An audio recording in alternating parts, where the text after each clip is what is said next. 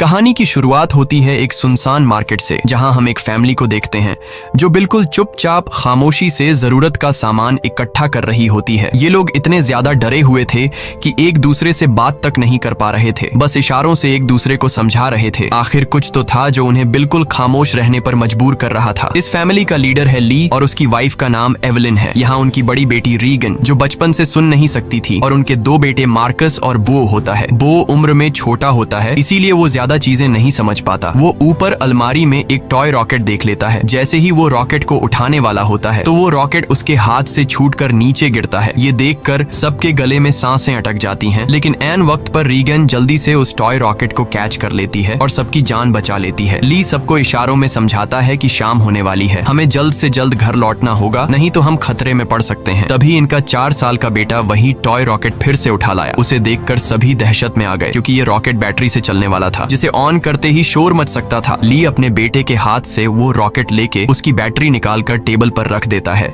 इसके बाद वो सभी घर के लिए निकलने लगे, लेकिन बो उस रॉकेट को साथ ले जाने की बार बार जिद कर रहा था। इसलिए रीगन चुपके से इस बिना बैटरी वाले रॉकेट को उसके हाथ में थमा देती है और वो भी स्टोर से बाहर आ गई। पर तभी उस बच्चे ने रॉकेट की बैटरियां भी उठा ली। इसके बाद ये चारों लाइन से घर की तरफ निकल पड़े। तब हम देखते हैं कि रोशनियों से चमकने वाला ये शहर कभी गाड़ियों के शोर और इंसानों की भीड़ से भरा रहता, मगर आज ये शहर पूरी तरह से वीरान और सन्नाटे में डूबा हुआ है। यहाँ इंसान तो दूर बल्कि परिंदों की भी आवाज नहीं सुनाई देती। हर तरफ एक खौफनाक सी खामोशी छाई हुई है। पूरी दुनिया में अब कमतर ही लोग जिंदा बचे हैं, जिनमें ये 5 लोग भी शामिल हैं। यहाँ हम देखते हैं कि उन्होंने लाइन से अपने घर तक रेत बिछाया हुआ है और ये लोग इस पर नंगे पांव चल रहे थे ताकि कदमों की भी आहट न हो। वहीं मासूम बो रीगन के पीछे था। वो रॉकेट को लेकर बहुत खुश था। तभी बो ने रॉकेट में बैटरी लगाकर उसे ऑन कर दिया, जिससे उस रॉकेट में म्यूजिक बजने लगा। रीगन सुन नहीं सकती थी, इसलिए आवाज पर उसका ध्यान ही नहीं गया, लेकिन जब ली और एवलिन ने उसे सुना तो वो दोनों बहुत ज्यादा घबरा गए। तभी अचानक घने जंगलों के बीच से निकलकर गोली की रफ्तार से भागता एक खौफनाक मॉन्स्टर बो की तरफ बढ़ने लगा। ली जल्दी से खिलौने को बंद करने के लिए बो की तरफ तेजी से दौड़ता है, लेकिन तब तक बहुत देर हो चुकी थी। वो मॉन्स्टर बो को अपने साथ ले गया। उसके बाद हमें 1 साल के बाद का सीन दिखाया जाता है। ली और उसकी फैमिली ने इस हालात में जीना सीख लिया था। ली ने अपने घर में एक रिसर्च रूम बना लिया था, जहां उसने उस मॉन्स्टर के बारे में पूरी जानकारी हासिल कर ली थी। यहाँ हमें पता चलता है कि वो खौफनाक मॉन्स्टर जो बिल्कुल धीमी सी आवाज को भी कई किलोमीटर दूर से डिटेक्ट कर लेता है। अच्छी बात ये थी कि वो मॉन्स्टर पूरी तरह से अंधे थे, लेकिन उनकी सुनने की ताकत इतनी तेज थी कि वे हवा में जरा सी वाइब्रेशन और धीमी से धीमी आवाज को भी महसूस कर सकते थे। अगर कोई इंसान जोर से सांस भी ले तो उसे भी महसूस करके ये मॉन्स्टर बिजली की रफ्तार से उसकी ओर दौड़ पड़ते थे और उस इंसान को कुछ ही सेकंड में खत्म कर देते थे। साथ ही साथ इन मॉन्स्टर्स की चमड़ी लोहे से भी ज्यादा मजबूत थी, जो उन्हें बंदूक की गोली और किसी भी हथियार से प्रोटेक्ट करती थी। दरअसल आज से 1 साल पहले ये मॉन्स्टर स्पेस से आए एक मेट्रॉइड के जरिए इस धरती पर आए। ये मॉन्स्टर्स इतने ज्यादा तेज रफ्तार थे कि कुछ ही वक्त में ये पूरी धरती में फैल गए और इस दुनिया से लगभग सभी इंसानों का नामो निशान मिटा दिया। इन मॉन्स्टर्स से बचने का सिर्फ एक ही तरीका था, और वो था बिल्कुल शांत रहना, जो कि ली और उसकी फैमिली ये राज जान चुके थे। इसलिए उन्होंने खुद की पूरी तरह से सेफ्टी कर ली थी। ली ने अपने घर के चारों तरफ सीसीटीवी कैमरास लगा दिए थे ताकि मॉन्स्टर के आने की खबर उनको लग सके। साथ ही उसने सीढ़ियों और रास्ते में कदम रखने वाली जगह पर एक खास तरह के निशान लगाए थे ताकि उन क्रीचर्स को उनकी पैरों की आहट भी ना आ सके। और ली ने अपने घर में एक अंडरग्राउंड बंकर भी बनाया था, जहां ये इन मॉन्स्टर्स पर रिसर्च करता था। उसने ये भी पता लगा लिया था कि इस इलाके में कुल 3 मॉन्स्टर मौजूद हैं। अब ली उन मॉन्स्टर की कमजोरी के बारे में जानने की कोशिश कर रहा था। साथ ही साथ ली रेडियो के जरिए पूरी दुनिया में हेल्प का सिग्नल भेज रहा था, लेकिन अब तक उसका किसी से भी कांटेक्ट नहीं हो पाया था। यहाँ हमें पता चलता है कि एवलिन प्रेग्नेंट है और जल्द ही वो एक बच्चे को जन्म देने वाली है। अब क्योंकि ये बच्चा पैदा होने पर रोने लगेगा, इसलिए उन्होंने अपने आने वाले बच्चे के लिए एक साउंड प्रूफ बॉक्स बना लिया है, ताकि जब भी अगर बच्चा रोए तो उसके मुंह पर ऑक्सीजन मास्क रखकर उसे उस बॉक्स में छुपा दें, जिससे उस मॉन्स्टर को बच्चे की रोने की आवाज नहीं आएगी। इस मुश्किल हालात में मॉन्स्टर से बचने के लिए रेडी रहना बहुत जरूरी था, लेकिन ली की बड़ी बेटी रीगन सुन नहीं सकती थी और ये कमी उसके लिए एक बड़ी मुसीबत बन सकती थी। इसलिए ली इसकी इस इस कमी को दूर करने की कोशिश में था। ली अपनी बेटी रेगन के लिए एक कॉक्लियर हीरिंग एम्पलीफायर बनाता है और ली वो एम्पलीफायर रेगन को दे देता है। लेकिन रेगन इस एम्पलीफायर को लेकर खुश नहीं थी, क्योंकि उसे लगता था कि हमेशा की तरह ये एम्पलीफायर भी काम नहीं करेगा, क्योंकि ली अपनी बेटी रेगन के लिए पहले भी कई एम्पलीफायर बना चुका था। इसलिए रेगन पहले तो इस एम्पलीफायर को गिरा देती है, लेकिन जब वह उस एम्पलीफायर को टेस्ट करती है तो ये एम्पलीफायर काम कर रहा होता है। बाहरी दुनिया की आवाज सुनते ही वो खुशी के मारे रोने लगती है और साथ में रेगन को अपने छोटे भाई की याद भी आती है। रेगन आज भी खुद को अपने भाई की मौत का जिम्मेदार ठहराती है। इससे लगता है कि अगर उस दिन वो अपने भाई को टॉय रॉकेट नहीं देती तो आज उसका भाई जिंदा होता। रेगन अपने पिता के काम में हाथ बटाकर खुद को साबित करना चाहती थी, इसलिए रेगन अपने पिता के अंडरग्राउंड बंकर की तरफ जाने लगती है। लेकिन तभी उसके पिता उसे रोक लेते हैं और उसे अंदर जाने से मना कर देते हैं, क्योंकि 1 साल पहले रेगन के अपने छोटे भाई को टॉय रॉकेट देने की गलती की वजह से अब वो रेगन पर बिल्कुल भी भरोसा नहीं करता। उसे डर लगता है कि नीचे अंडरग्राउंड बंकर में माइक्रोफोन, रेडियो और भी कई सारी चीजें हैं। अगर गलती से भी रेगन का हाथ किसी ऐसी चीज के साथ लग गया जो साउंड क्रिएट करती हो तो हमारी जान खतरे में पड़ सकती है। अगले दिन ली अपने बेटे मार्कस के साथ मछलियां पकड़ने नदी पर जा रहा होता है। रेगन भी उनके साथ जाना चाहती थी। रेगन ली से रिक्वेस्ट करती है कि प्लीज मुझे भी अपने साथ ले चलो, पर ली ने उसे अपने साथ ले जाने से मना कर दिया। वो रेगन से कहता है कि तुम्हारी माँ घर पर अकेली है, इसलिए तुम घर पर अपनी माँ का ख्याल रखो। जिसके बाद ली मार्कस के साथ नदी की तरफ निकल गया। ये बात रेगन को बहुत ज्यादा बुरी लगती है और वह नाराज हो जाती है। उसे लगता है कि उसके पिता उसे प्यार नहीं करते, इसलिए वह अपना बैग पैक करके वह भी घर से कहीं निकल गई और सीधा उस जगह पर आई जहां पर उसके भाई को मॉन्स्टर ने मार डाला था। वह अपने भाई के कब्र के पास लेटकर रोने लगती है और कुछ ही देर में यहीं पर रेगन की आंख लग जाती है। दूसरी तरफ एवलिन घर पर बिल्कुल अकेली थी। कुछ देर बाद वो बेसमेंट से कपड़े धोकर उन्हें बोरी में भरकर बाहर ले जा रही थी। तभी सीढ़ी पर लगा एक कील उस बोरी में फंसकर सीधा हो गया। वह नुकीला कील ठीक उनके पैर रखने की निशान पर था, पर एवलिन उसे देख नहीं पाई। उधर ली और मार्कस मछली पकड़ने में लगे थे। कुछ देर बाद ली अपने बेटे मार्कस को एक झरने के पास ले आता है और ली अपने बेटे से कहता है कि यहाँ तुम बात कर सकते हो, क्योंकि पानी के झरने की वजह से तुम्हारी आवाज उसमें हाइड हो जाएगी और तुम्हारी आवाज उस मॉन्स्टर तक नहीं पहुंच पाएगी। अब तुम खुलकर बात कर सकते हो। वो दोनों झरने के पास बैठकर बातें करने लगते हैं। मार्कस पूछता है क्या वो बो की मौत का जिम्मेदार रेगन को मानते हैं, जिस पर ली जवाब देता है कि जो कुछ भी बो के साथ हुआ उसमें किसी की भी गलती नहीं थी। लेकिन मार्कस ली को बताता है कि रेगन आज भी बो की मौत का जिम्मेदार खुद को ठहराती है, इसलिए तुम्हें रेगन को ये बात बतानी चाहिए कि उस दिन तुम्हारी कोई गलती नहीं थी। इसी दौरान एवलिन ने अपने मर चुके बेटे की तस्वीर लिए उसकी याद में आंसू बहा रही थी। तभी अचानक उसे लेबर पेन शुरू हो गया, यानी कि उसकी डिलीवरी का टाइम आ चुका था। वो फोटो फ्रेम हाथ में लिए हुए जल्दी से बेसमेंट की तरफ जाने लगी, पर तभी सीढ़ियों से नीचे उतरने की जल्दी में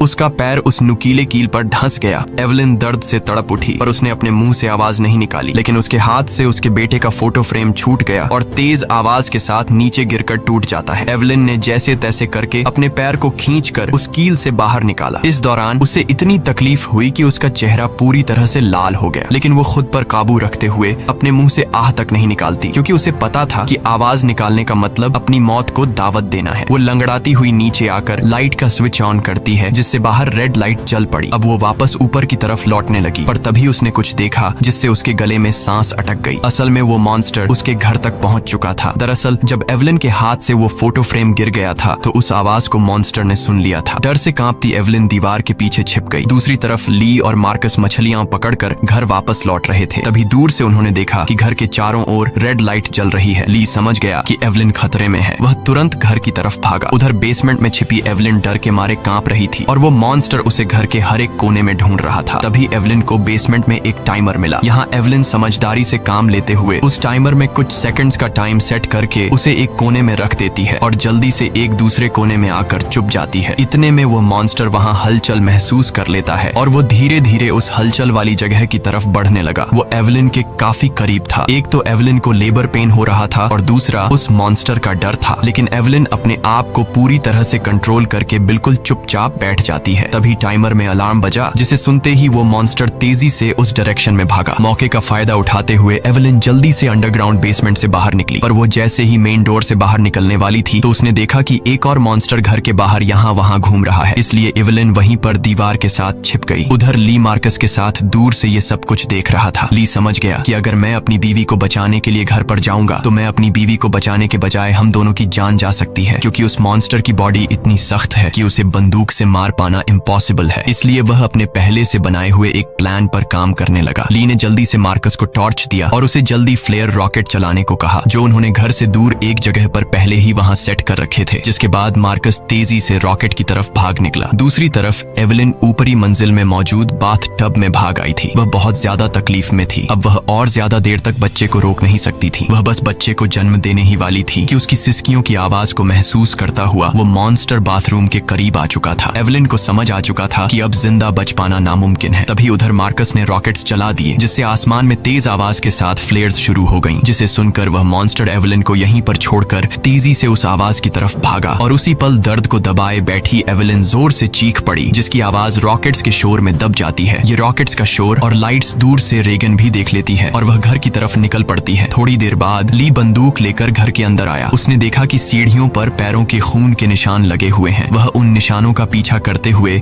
बाथरूम तक पहुंच जाता है। वहां पहुंचकर वह देखता है कि बाथ टब खून से लाल है। वह समझ गया कि एवेलिन भी उस मॉन्स्टर का शिकार हो चुकी है। वह आंसू बहाता हुआ वहीं बैठ गया, पर तभी शावर रूम के कांच पर किसी ने हाथ रखा। वह कोई और नहीं बल्कि एवेलिन ही थी। एवेलिन ने इस मुश्किल हालात में भी खुद को संभाल कर एक बेटे को जन्म दिया था। एवेलिन को जिंदा पाकर ली की आंखें खुली की खुली रह गईं। अब इससे पहले कि बच्चे की रोने की आवाज आती, ली तुरंत एवेलिन और बच्चे को उठाकर अंडरग्राउंड रूम में ले आया, जिसके बेसमेंट में उन्होंने बच्चे के लिए साउंड प्रूफ बॉक्स बनाया था। लेकिन बेसमेंट में घुसने से पहले ही बच्चे ने रोना शुरू कर दिया, जिसे सुनकर वो मॉन्स्टर तेजी से उनकी ओर आने लगा। ली जल्दी से अंडरग्राउंड रूम में घुसा और दरवाजे को एक मोटे मैट्रेस से ढक दिया। ली ने फौरन बच्चे के मुंह पर ऑक्सीजन मास्क लगाया और उसे बॉक्स में बंद कर दिया, जिससे उसके रोने की आवाज बंद हो गई। तब जाकर उन दोनों ने राहत की सांस ली। यहाँ ली अपनी वाइफ एवेलिन को बताता है कि मैं इन क्रीचर्स की कमजोरी जान चुका हूँ। अब जल्द उनके लिए मैं एक औजार तैयार करने वाला हूँ, जिससे ये क्रीचर्स हमारा कुछ नहीं बिगाड़ पाएंगे। इसी दौरान दूसरी ओर रेगन भी घर लौट रही थी। तभी उसे खेतों के बीच एक लाइट जलती हुई नजर आई। रेगन जल्दी से उस लाइट के पास आने लगी, लेकिन वह इस बात से अनजान थी कि एक मॉन्स्टर उसकी कदमों की आहट से उसके पीछे चलता आ रहा था। जैसे ही वह मॉन्स्टर रेगन को मारने के लिए उसके काफी करीब आया, तभी अचानक रेगन की कान की मशीन से एक नुकीली और तेज फ्रीक्वेंसी निकलने लगी। इस नुकीली आवाज से वो मॉन्स्टर तड़पने लग जाता है, जैसे ये आवाज उस मॉन्स्टर के कान के अंदर सुई की तरह चुभ रही हो। इस आवाज को ये मॉन्स्टर ज्यादा देर तक बर्दाश्त नहीं कर पाता और जल्दी वहां से भाग गया। वहीं यह आवाज रेगन के कानों को भी चुभ रही थी, पर जैसे ही वह मॉन्स्टर वहां से भागा, रेगन के कान में तकलीफ बंद हो गई। लेकिन रेगन को समझ नहीं आया कि आखिर उसके कान की मशीन ने ऐसा क्यों किया। वह इस पर ज्यादा ध्यान न देते हुए लाइट के पास पहुंच जाती है। तभी उसने पाया कि वो रोशनी एक टॉर्च की थी। जैसे ही रेगन उस टॉर्च को उठाने गई, तभी अचानक किसी ने उसका हाथ पकड़ लिया। वो कोई और नहीं बल्कि मार्कस था, जो डर से कांपता हुआ यहाँ छिपा हुआ था। अपनी बहन को देख मार्कस की घबराहट दूर हो गई। वह रेगन से कहता है कि मैं झाड़ियों से तुम्हें छुपकर देख रहा था। तुम्हारे पीछे वो मॉन्स्टर भी आ रहा था, लेकिन पता नहीं वह मॉन्स्टर तुम्हारे करीब आते ही अचानक भाग गया। ये सुनकर रेगन बहुत ज्यादा डर जाती है, क्योंकि उसे ये भी पता नहीं था कि उसके पीछे मॉन्स्टर आ रहा है। वही दूसरी तरफ एवेलिन को अपने बच्चों की चिंता हो रही थी। वो ली से कहती है, मुझे डर लग रहा है कि कहीं उस मॉन्स्टर ने मेरे बच्चों को खा नहीं लिया हो। तुम जल्दी से मेरे बच्चों को ढूंढ लाओ। इसीलिए ली अंडरग्राउंड रूम में अपनी वाइफ और बच्चे को सुलाकर वहां से बाहर निकलता है। पहले वह यहाँ वहां खतरा ढूंढने लगता है, मगर अब वह मॉन्स्टर भी वहां से जा चुका था। पर उसने पूरा घर तहस नहस कर दिया था, जिससे वहां मौजूद पानी का एक पाइप भी टूट गया था और पानी सीधा नीचे अंडरग्राउंड रूम में जा रहा था। लेकिन ली का इस पर ध्यान नहीं गया और वह बच्चों को ढूंढने खेतों की ओर निकल पड़ा। इस दौरान उधर मार्कस और रेगन अनाज रखने वाली टंकी के ऊपर छिपे हुए थे और आग लगा लेते हैं, ताकि इस आग को देखकर उनके पिता यहाँ आ जाए। ली भी अपने बच्चों को यहाँ वहाँ ढूंढने लगता है। कुछ देर बाद पानी के शोर से एवेलिन की आंख खुल जाती है। उसने देखा कि पूरा बेसमेंट पानी से भर चुका था। पानी ऊपर से झरने की तरह बहकर नीचे आ रहा था। इतने में एवेलिन की नजर अपने बच्चे की बॉक्स पर पड़ी। वह बॉक्स खुला हुआ था, पर वहां से बच्चे की जरा सी भी आवाज नहीं आ रही थी। एवेलिन जैसे ही बॉक्स के पास जाने लगी, तभी उसे बॉक्स के पास ही सामने से एक मॉन्स्टर नजर आया। उसे देखकर एवेलिन बहुत ज्यादा घबरा गई। एवेलिन को लगा कि शायद मॉन्स्टर ने उसके बच्चे को खा लिया है, क्योंकि एवेलिन को वह बॉक्स तो नजर आ रहा था, लेकिन वह बॉक्स उससे काफी दूर था। इसलिए वह बॉक्स के अंदर देख नहीं सकती थी कि बच्चा अभी भी जिंदा है या फिर मॉन्स्टर ने उसे खा लिया। इसलिए वह धीरे धीरे बॉक्स की तरफ बढ़ने लगी। तभी वो मॉन्स्टर भी पानी में उतर जाता है, लेकिन लेकिन एवलिन जब बॉक्स के करीब पहुंची तो उसने देखा कि उसका बच्चा सही सलामत है। खुशकिस्मती से बच्चे ने आवाज नहीं किया था, जिस वजह से उसकी जान बच गई थी। वह अपने बच्चे को लेकर एक कोने में आकर चुपचाप खड़ी हो गई, पर वो मॉन्स्टर मौत बनकर एवलिन के पास ही मंडरा रहा था। अगर बच्चे के मुंह से जरा सी भी रोने की आवाज निकलती तो उनकी मौत पक्की थी। दूसरी ओर रेगन और मार्कस अपने पिता का इंतजार करते करते थक चुके थे। रेगन को लगता है कि उनके पिता उन्हें बचाने के लिए नहीं आएंगे। अब वह अकेले ही घर जाना चाहती थी, लेकिन मार्कस को अपने पिता पर पूरा यकीन था। अपनी बहन को जाता देखकर मार्कस उसे रोकने की कोशिश करता है, लेकिन जैसे ही वह अपनी बहन को रोकने के लिए आगे बढ़ता है तो अनाज की टंकी का दरवाजा खुलकर वह उसके अंदर गिर जाता है। गिरते वक्त मार्कस के मुंह से तेज आवाज निकल जाती है, जिसे सुनते ही वह मॉन्स्टर जो एवलिन को घर में ढूंढ रहा था वह फौरन उस आवाज के पीछे भाग पड़ा, जिससे एवलिन तो बच गई, लेकिन अब मार्कस की जान खतरे में पड़ गई थी। अनाज से भरी वो टंकी दलदल की तरह थी, जिसके अंदर फंसा मार्कस बाहर आने के लिए जितना जोर लगा रहा था उतना ही वह उसके अंदर धंसता जा रहा था। यहाँ रीगन टंकी का दरवाजा तोड़कर उसे नीचे अनाज में फेंक देती है और खुद भी नीचे टंकी में कूद जाती है। मार्कस जैसे ही अनाज में डूबने वाला था, रीगन उसे पकड़कर बाहर निकाल लेती है और ये दोनों दरवाजे के ऊपर बैठ जाते हैं, जिससे उनकी जान बच जाती है। लेकिन इन दोनों की हलचल को मॉन्स्टर ने सुन लिया था, इसलिए वो मॉन्स्टर खेत के रास्ते से तेजी से होते हुए टंकी की तरफ बढ़ता है। ली मॉन्स्टर को तेजी से टंकी की तरफ जाता हुआ देखकर समझ जाता है कि उसके दोनों बच्चे अनाज के टंकी के पास हैं। रीगन ने मार्कस की जान तो बचा ली थी, लेकिन उसका कोई फायदा नहीं होने वाला था, क्योंकि इतने शोर शराबे के बाद मौत का साया तेजी से उनकी तरफ बढ़ रहा था। अगले ही पल वो मॉन्स्टर भी टंकी के अंदर कूद पड़ा। वो उन दोनों को मारने के लिए जैसे ही आगे बढ़ा, तभी रीगन की कान की मशीन से एक बार फिर एक नुकीली आवाज निकलने लगी। ये आवाज उस मॉन्स्टर के लिए बहुत ही ज्यादा पेनफुल होती है, इसलिए वो बिना उन्हें मारे वहां से निकल जाता है। रीगन और मार्कस मौत के मुंह से बाल बाल बच गए और टंकी से बाहर निकल आए। बाहर ली भी उन्हें ढूंढता हुआ आ पहुंचा था। वह अपने बच्चों को सही सलामत देखकर बहुत खुश होता है। इस दौरान एवलिन भी ये सब कुछ सीसीटीवी रूम से देख रही थी। तभी ली को पता चलता है कि अभी भी वो मॉन्स्टर यहाँ आसपास है। उसने बच्चों को फौरन सामने मौजूद गाड़ी की ओर भेज दिया और खुद एक कुल्हाड़ी उठाकर आसपास नजरें दौड़ाने लगा, लेकिन वो क्रीचर ठीक उसके ऊपर होता है। ली जैसे ही पलटकर पीछे देखता है, वो मॉन्स्टर उसे अपने पंजे से मारकर दूर फेंक देता है। अपने पिता को तकलीफ में देखकर मार्कस ली को आवाज देने लगता है। आवाज सुनकर मॉन्स्टर को मार्कस की पोजीशन का भी पता चल जाता है। वो मॉन्स्टर अब मार्कस और रीगन की तरफ बढ़ने लगा, लेकिन तभी एक बार फिर रीगन की कान की मशीन से फ्रीक्वेंसीज निकलने लगी। वह आवाज रीगन को भी चुभ रही थी, इसलिए रीगन ने अपनी कान की मशीन को ही ऑफ कर दिया, लेकिन यह उसकी सबसे बड़ी गलती थी। इस मशीन से जो फ्रीक्वेंसी निकलती थी वही फ्रीक्वेंसी उस मॉन्स्टर की कमजोरी थी, जिसे वो बिल्कुल भी बर्दाश्त नहीं कर सकता था। लेकिन अनजाने में रीगन ने मशीन को बंद करके अपनी ही मौत को दावत दे दी। अगले ही पल वो मॉन्स्टर कार पर झपट पड़ा और मार्कस तक पहुंचने की कोशिश करने लगा। इसी दौरान उधर ली होश में आ गया। अपने बच्चों को खतरे में देख वह समझ गया था कि मॉन्स्टर से लड़कर वह कभी भी मॉन्स्टर को मार नहीं सकता, इसलिए अब उसे सिर्फ एक ही रास्ता नजर आया। उसने रीगन को इशारों में बताया कि मैं तुमसे बहुत ज्यादा प्यार करता हूँ। मैंने तुम्हें कभी भी बो की मौत का जिम्मेदार नहीं ठहराया है और मेरे होते हुए तुम्हें कुछ नहीं हो सकता। जिसके बाद ली जोर से चिल्लाने लगा। उसे सुन वो मॉन्स्टर ली की तरफ दौड़ पड़ा और एक ही झटके में उसे चीर फाड़ कर रख दिया। अपने पिता को मरता हुआ देखकर रीगन को बहुत ज्यादा दुख होता है, क्योंकि पहले उसे लगता था कि उसके पिता उससे प्यार नहीं करते, लेकिन अब उसे रियलाइज हुआ कि वह गलत थी। ली को मारने के बाद वो मॉन्स्टर वहां से चला जाता है। दूसरी तरफ एवलिन भी ये सब कुछ सीसीटीवी के जरिए देख रही थी। तब रीगन उसी वक्त गाड़ी स्टार्ट करके अपने भाई के साथ घर आ पहुंचती है। एवलिन ने अपने बच्चों को सही सलामत देखते ही सीने से लगा लिया। तभी एवलिन ने देखा कि वो मॉन्स्टर एक बार फिर से उनकी तरफ आ रहा है। इसके बाद ये लोग जल्दी से घर के अंदर चले जाते हैं, जहां मार्कस और रीगन अपने छोटे भाई को देखते हैं। रीगन देखती है कि उसके फादर उसके कोक्लियर इम्प्लांट के लिए कितनी मेहनत कर रहे थे। अब वो अपने फादर को बहुत ज्यादा मिस करने लगती है। कुछ देर बाद वह मॉन्स्टर उनके घर घुस आया। एवलिन यहाँ बंदूक तान कर उसके सामने खड़ी हो गई। एवलिन के पास बंदूक तो थी, पर वह जानती थी कि उसकी गोली उस मॉन्स्टर की मोटी खाल का कुछ नहीं बिगाड़ सकती, इसलिए अब उन्हें अपनी मौत अपनी आंखों के सामने नजर आ रही थी। लेकिन जैसे ही ये मॉन्स्टर उन लोगों को मारने के लिए आगे बढ़ा, तभी अचानक रीगन के कान में तकलीफ होने लगी। लेकिन दूसरी तरफ उसने देखा कि वो मॉन्स्टर भी अचानक तड़पने लगा। यानी जैसे ही रीगन के कानों में तकलीफ शुरू हुई, तभी दूसरी तरफ वो मॉन्स्टर भी उससे कई गुना ज्यादा तकलीफ महसूस करने लगा। रीगन समझ जाती है कि उसके कान में लगी मशीन जो उसके पिता ने बनाई थी, उसका इस मॉन्स्टर के साथ कोई कनेक्शन है। तभी रीगन का ध्यान अपने पिता के रिसर्च पर गया, जिससे रीगन को पता चला कि उसके कान के मशीन से निकलने वाली हाई पिच फ्रीक्वेंसी